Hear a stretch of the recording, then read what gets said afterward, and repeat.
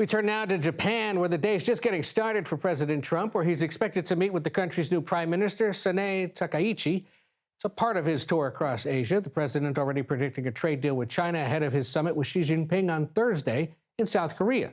So we begin with our Nancy Cordes, who's traveling in Tokyo with the president. A good morning to you, Nancy.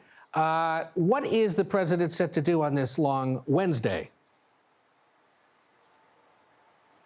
A couple of very interesting items on his agenda today, Ed. First, he's going to be meeting, as you mentioned, with the Japanese prime minister. She just took office a few days ago. He has had very warm things to say about her. She is the first female prime minister of Japan. She was a protege of the late Shinzo Abe, who was close to President Trump.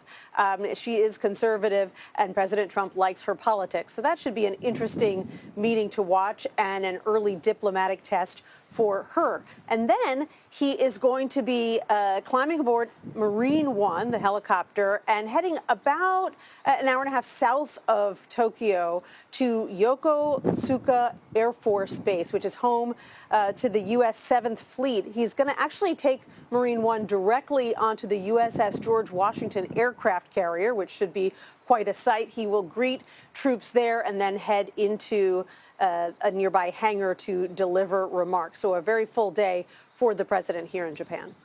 And what would be the biggest takeaway so far of this now 3-day Asia trip?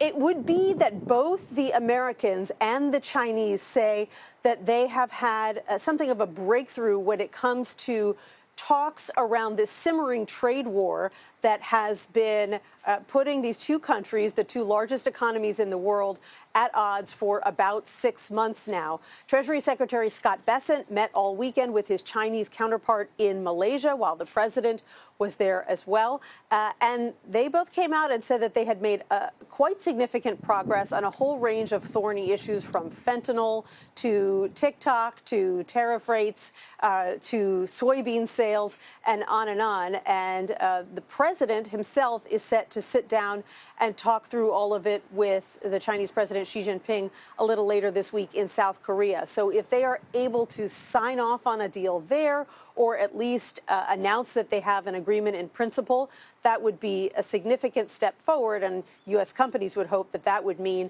that high U.S. tariffs on Chinese goods would start coming down as well.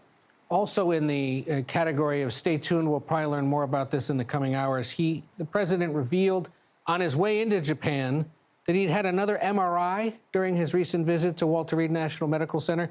Have we learned anything more about what exactly was being checked and why?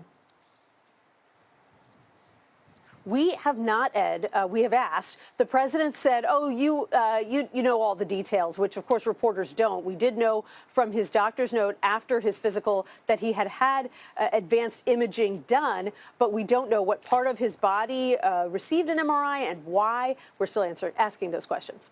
All right. CBS's Nancy Cordes traveling with the president in Tokyo. Thank you. We'll talk to you throughout the rest of your day over there.